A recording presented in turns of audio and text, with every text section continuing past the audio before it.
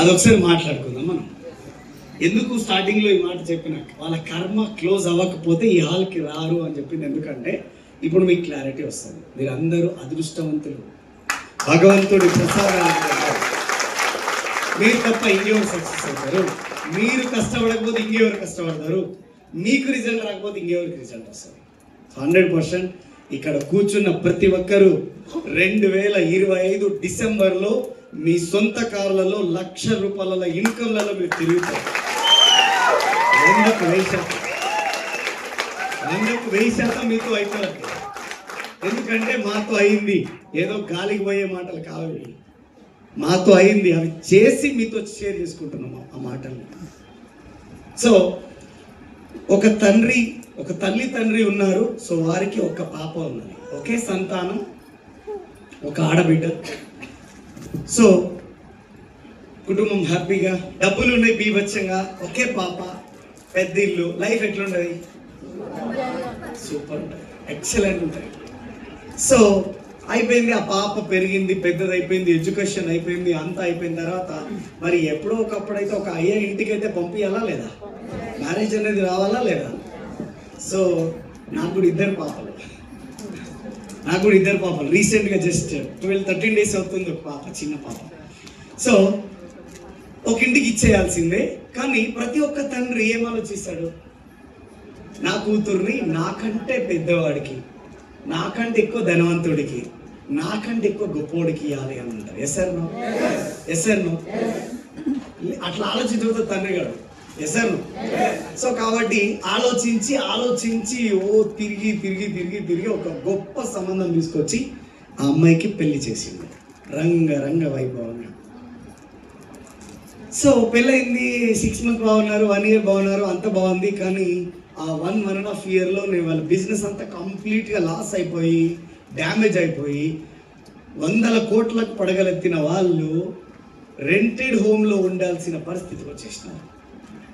అప్పుడు జనాలందరూ ఏమంటారు? అమ్మాయి కాలు పెట్టింది. ఏమంటే కాలు పెట్టిందో అర్థమయ్యే. అవునా? దాన్ని ఇప్పుడు అడ్వాన్స్గా మాట్లాడితే ఐరన్ లేకుండా. అవును కదా?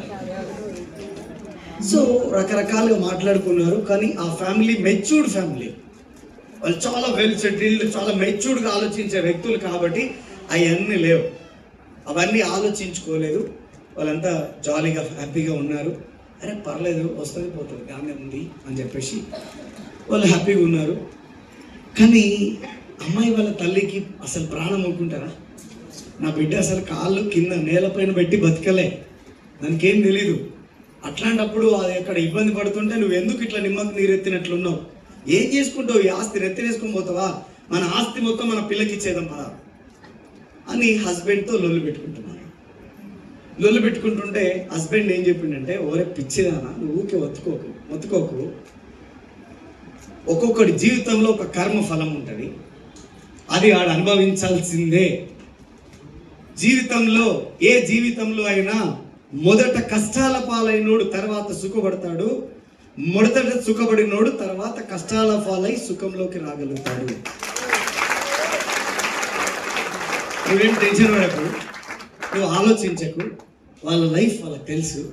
కొంచెం పడని ఇబ్బంది అయితే ఏమవుతుంది? కొన్ని రోజులు అయిన తర్వాత తీద్దాం. నా బిడ్డ అయినా దానికి తెలియాలి కదా, ఏది లైఫ్ ఏంది, మా నాన్న నన్ను ఎట్లా సాధిండు, నేను ఇంట్లో వచ్చిన ఎట్లా ఉంది నా లైఫ్ అని తెలియాలి కదా.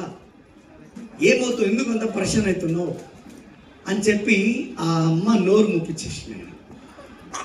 ఒకరోజు మధ్యాహ్నం టైంలో వాళ్ళ అల్లుడు బిజినెస్లన్నీ పోయినాయి కాబట్టి ఒక దగ్గర జాబ్ ఎక్కి వాళ్ళ అత్తయ్య వాళ్ళ ఇంటి సైడ్, మామయ్య అత్తయ్య వాళ్ళ ఇంటి సైడ్ వచ్చేసి, అరే మామయ్య వాళ్ళ ఇంటి పక్కే వచ్చాను కదా, వెళ్ళిపోయి కొంచెంసేపు రెస్ట్ చేసి భోజనం చేసి వెళ్ళిపోతలే అనుకొని వాళ్ళ మామయ్య అత్తయ్య దగ్గరికి వెళ్ళిపోయిండు. అల్లుడు ఇంటికి వచ్చినప్పుడు అత్త ప్రాణం అనుకుంటుందా? రా నాయన రా అని చెప్పి మర్యాదలన్నీ వేసి కూర్చోబెట్టి భోజనాలు పెట్టి వడ్డించి తినిపించి అంతా అయిపోయిన తర్వాత కూర్చోబెట్టి అతను చెప్పింది, నాయన నా కూతురు బాగుందా అని. బాగుంది అత్తయ్య, చాలా బాగుంది. అంతా అయిపోయిన తర్వాత ఎట్లా చేయాలి, నా అల్లుడికి ఏదైనా ఒకటి చేసి పంపించాలి. డబ్బులు ఇస్తే తీసుకుంటాడో తీసుకోవడం, నాకెందుకు అత్తయ్య డబ్బులు, మామయ్య లేకుండా నువ్వు ఎట్లు ఇస్తావు అంటే అయినా అల్లుడికి అత్త డబ్బులు ఇట్లా ఇస్తే అదే పెద్ద తప్పది. అట్టెట్టవుతుంది, ఎట్లా అనుకుంటాడు అల్లుడు అని.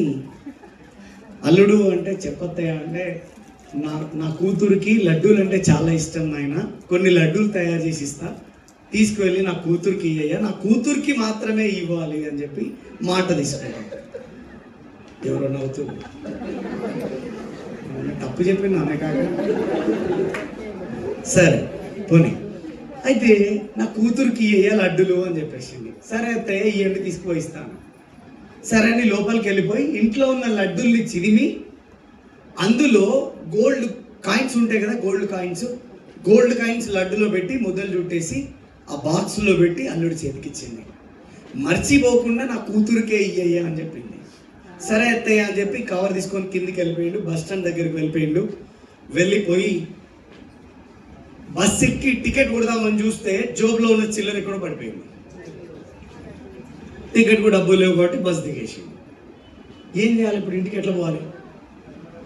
పక్కన చూస్తే ఒక స్వీట్ హౌస్ కనిపించింది. ఈ కవర్ తీసుకుపోయిండు, స్వీట్ హౌస్లు ఇచ్చిండు, ఇవి తీసుకో, ఎన్ని పైసలు ఇస్తావు అన్ని పైసలు ఇచ్చే, బస్ కోనికి పైసలు లేవు.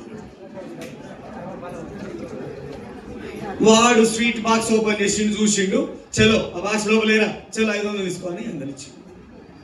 అలా 20 గోల్డ్ కాయిన్స్ ఉన్నాయి. ఒక్కొక్క గోల్డ్ కాయిన్ 5 తులాలు పెట్టుకున్నా, 20 గోల్డ్ కాయిన్స్ ఉన్నాయి. అవునా కదా? 500 రూపాయలు తీసుకొని బస్ టికెట్ కొట్టుకుని ఇంటికి వెళ్ళిపోయాడు. ఆయన పని అయిపోయిందా?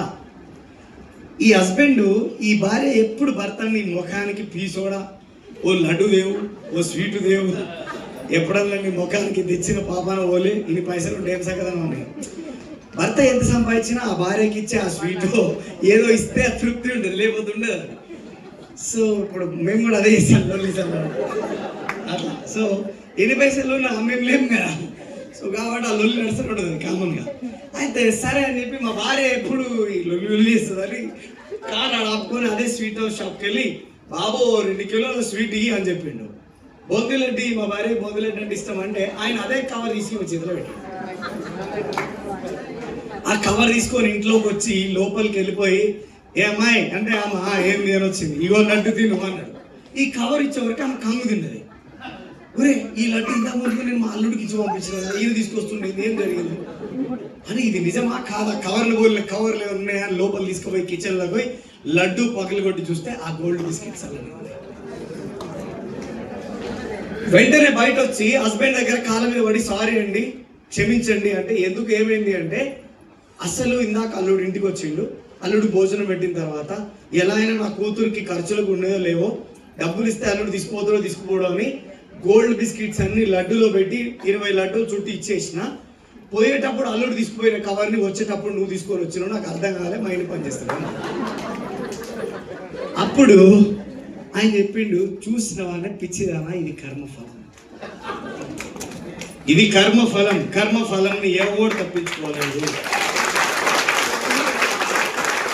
చూడు, నువ్వు కూతురికి ఇంకేదో హెల్ప్ చేయాలని చూసినావు, అయిందా? పోయి తీసుకుపోయిన అల్లుడు. కానీ నా సొమ్ము ఖరాబ్ అయిందని నేను అనుకున్నానా, కానీ నా సొమ్ము నా ఇంటికి వచ్చిందా రాలేదా? నాది క్లియర్ ఉన్నది, అక్కడ కడుక్కోలే ఇంకా. Yes or no? మీరంతా క్లియర్ ఉన్నదా? Are you ready? క్లియర్ ఉన్నదా? క్లియర్ ఉంటే ఇది జనవరి 8వ తారీఖు, ఎంత 7వ తారీఖు ఉంది, ఫిబ్రవరి, మార్చి, ఏప్రిల్ 10వ తారీఖు. నువ్వు ఏంది చెప్పే దమ్ము ధైర్యం ఇక్కడ ఉన్న ఎవరికైనా ఉందా? 3 నెలలు ఉంది కరెక్ట్ టైం. మార్చి 31, ఏప్రిల్ 1 రోజు నేను ఇది అయిపోతున్నా అని చెప్పే ధైర్యం మీకు ఉన్నదా? నాకు వినబడతలే, అస్సలు వినబడతలే, ఇక్కడ నుంచి వినబడతలే. ఉన్నదా? ఈ మీటింగ్ అయిపోయిన తర్వాత ఎవరైతే మీ అప్లైన్ స్టార్ ఉన్నారో ఆయనకి మెసేజ్ పెట్టాలి, sir good morning, this is Srinivas Vaddeman. ఈ మిషన్ 90 days, ఇందాక శ్రీనివాస్ వడ్డెమాన్ గారు చెప్పారు కదా, నేను డిసిషన్ తీసుకున్నాను, మార్చ్ 31, ఏప్రిల్ 1 రోజు నేను ఈ పిన్ను అయి నేను చూపించుకోగలను, ఇది నా కమిట్మెంట్ అని చెప్పగలరా? మళ్ళా సపోర్ట్. చెప్పగలరా? చూద్దామా? మీ ప్రతాపము నా ప్రతాపము చూద్దాం. Are you ready? చేద్దామా మరి? ఒక్కటే, ఏం చేయాలి? లాస్ట్కి ఒక క్వశ్చన్ మిగిలిపోయి ఉంటుంది. ఎంత మంచిగా ఉంది, జోలు చెప్పినావు, నవ్వించినావు, ఏడిపించినావు, 100 మంది పాపం తుడుచుకుంటున్నారు వాళ్ళు. ఇందాక నాకు బాధ అవుతుంది, ఒరే అమ్మ ఈ స్టోరీ చెప్పి వీళ్ళతో ఏడిపిస్తుంది కదా అని. కానీ ఫ్యాక్ట్, అవునా కదా?